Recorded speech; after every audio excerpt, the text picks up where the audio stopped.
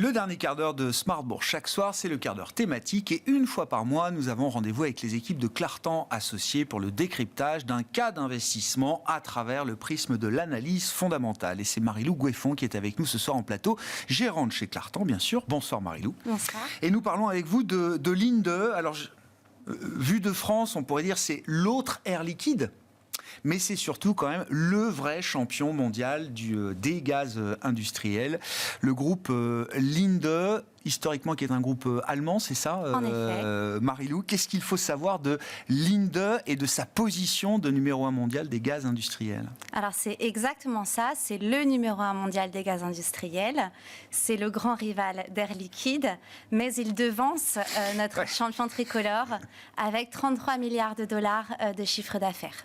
Alors son histoire, elle remonte à 1879, lorsque l'entreprise a été fondée par un ingénieur allemand, Carl von Linde, un scientifique qui était reconnu pour ses recherches dans les technologies de liquéfaction des gaz par cryogénie.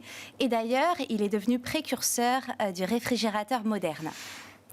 Et donc, en véritable homme d'affaires, Carl von Linde va implanter sa société outre-Atlantique dès 1907. Et puis, au fil des décennies, ils vont accumuler une expertise unique et enrichir leur portefeuille de brevets.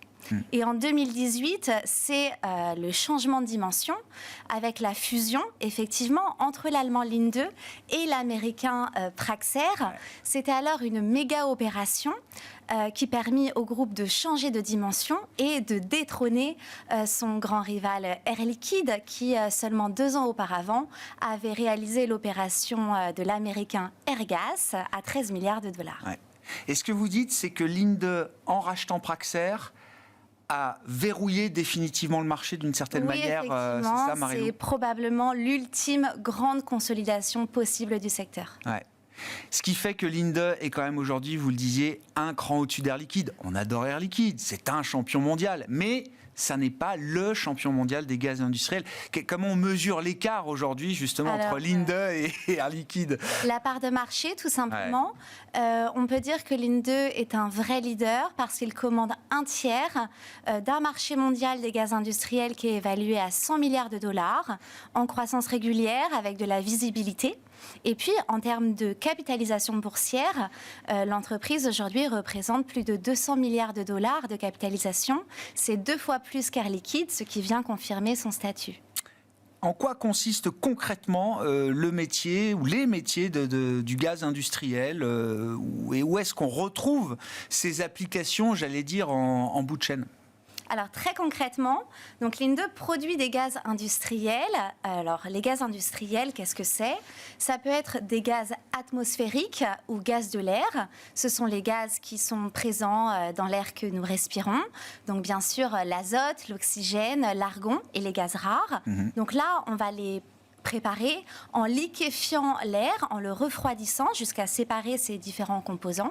Et puis, il y a les gaz de procédé qui sont donc produits à travers un processus industriel qui va permettre d'en exploiter pleinement des propriétés ou des caractéristiques, notamment le dioxyde de carbone, le propane, l'hydrogène ou l'hélium. Donc, on comprend que toutes ces petites molécules sont indispensables à nos vies, à nos économies. Et donc, on les retrouve dans un grand éventail de métiers tels que la santé, les produits de grande consommation, la chimie, l'énergie, l'électronique ou même la métallurgie. Donc peut-être pour donner 3 exemples très concrets, en électronique, on va utiliser des gaz vecteurs ultra purs comme de l'azote de très haute pureté pour produire des semi-conducteurs performants. On utilise également dans le raffinage de l'hydrogène pour réduire le taux de soufre des carburants. Et puis dans la santé, on fournit de l'oxygène, mais aussi du protoxyde d'azote pour les salles d'opération. Ouais. On comprend que ces gaz sont partout, les applications sont multiples et qu'on est vraiment au cœur de l'économie réelle, enfin de l'industrie au sens le plus tangible du terme. Marie-Lou, c'est ce qui fonde pour vous le cas d'investissement, c'est là où on arrive à quand même capter, créer le plus de valeur également quand on regarde ce segment-là des gaz industriels? Alors effectivement, c'est une industrie qui est très intéressante. C'est une industrie d'avenir où le produit est absolument critique pour le client. Je dirais qu'en plus, l'intérêt de l'investissement, il réside dans la structure du marché. Parce qu'on a ici un paysage concurrentiel oligopolistique qui est concentré autour de 3 acteurs principaux. Donc on peut parler d'une certaine discipline de prix. L'autre point également qui a souligné en termes de cas d'investissement, c'est le fait que c'est une industrie qui contient beaucoup de contenu technologique, depuis la conception jusqu'à la mise en œuvre des unités de production. Et on apprécie également le fait qu'il y ait beaucoup d'intensité capitalistique dans ce métier, parce qu'il faut des infrastructures dans les grands bassins industriels. Il faut une organisation mondiale en réseau avec des capacités de production locales. Il faut une densité de services et puis une intensité énergétique élevée. Donc ça, ce sont de très fortes barrières à l'entrée.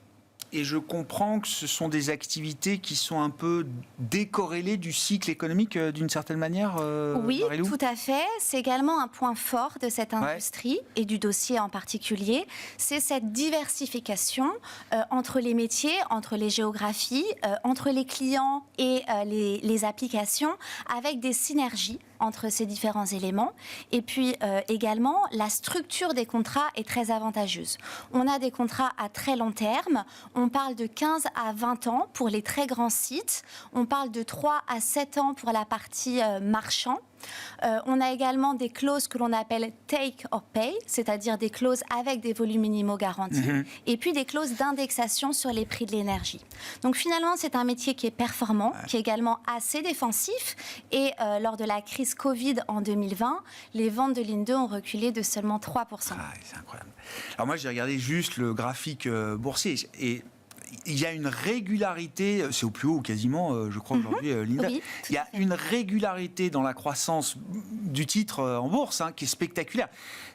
Ça se retrouve dans les performances. Est-ce que c'est le reflet d'ailleurs des performances opérationnelles de Linde ? Pourquoi Linde spécifiquement pour pas faire le match Air Liquide, mais pourquoi est-ce que vous avez choisi Linde effectivement plus qu'un autre ? Alors, je rebondis déjà sur votre point sur le parcours boursier.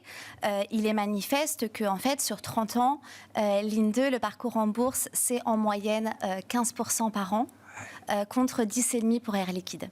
Maintenant, très spécifiquement, si on rentre dans les atouts de ce cas d'investissement Linde, le premier point, c'est une compétitivité opérationnelle qui est objectivement excellente, comme en témoigne la dernière publication du 3e trimestre 2023. On avait alors une marge opérationnelle qui a atteint 28% et un retour sur capitaux employés qui était de 25%. Et encore une fois, si on regarde sur le très long terme, on se rend compte que Linde a été en capacité de surperformer son industrie, son groupe de concurrents. Donc si on regarde Air Liquide, également Air Products ou le japonais Taiyo Nippon, on se rend compte qu'en termes de croissance des ventes, Linde, c'est une croissance des ventes de 9% en moyenne sur 30 ans. La compétition, c'est 6%. Pour la partie bénéfices par action, on est sur 11% pour Linde contre 8% pour la compétition. Et pour le dividende, c'est une croissance de 13% par an contre 9% pour le groupe de concurrents. Donc on a là vraiment une puissance de frappe qui est manifeste. Et je rajouterais que le plan financier de Linde pour l'avenir, c'est une croissance de son bénéfice par action de 10% par an pour les prochaines années, en sachant que l'année dernière, ils ont communiqué sur 14 à 15% de croissance des bénéfices. D'accord. Dans la vision stratégique du groupe, effectivement, qu'est-ce qui pourrait être un relais de croissance supplémentaire ? Qu'est-ce qui va attirer justement peut-être de l'activité supplémentaire pour Linde dans les prochaines années ? Alors, bien entendu, c'est un groupe qui est résolument tourné vers l'avenir, avec de nombreux projets dans le thème de la clean energy, de la décarbonation. L'hydrogène bleu et vert est très bien représenté dans le carnet de commandes. D'ailleurs, cette partie-là du métier sera favorisée par l'Inflation Reduction Act aux États-Unis. Et c'est vrai qu'à l'image de cette figure de chef de ligne, le CEO du groupe, donc son patron, a été nommé coprésident du Conseil mondial de l'hydrogène. C'est une boîte américaine aujourd'hui, Linde ? On peut dire qu'elle a une culture assez américaine. En témoignent les réguliers programmes de rachat de titres. Un grand programme de 15 milliards de dollars a été annoncé à l'automne, ce qui a été salué par les investisseurs. Et puis, le transfert de la cotation depuis la bourse de Francfort vers la bourse de New York l'année dernière souligne également le fait que la société a une empreinte américaine. Il faut le dire, c'est une nouvelle qui m'avait profondément marqué quand Linde a annoncé qu'il allait quitter le DAX, ce qui a été donc fait aujourd'hui, pour ne garder qu'une seule cotation principale sur le New York Stock Exchange. Alors évidemment, il y a eu l'opération avec Praxair, comme vous le disiez, 2018-2019, qui donne une jambe américaine très, très forte.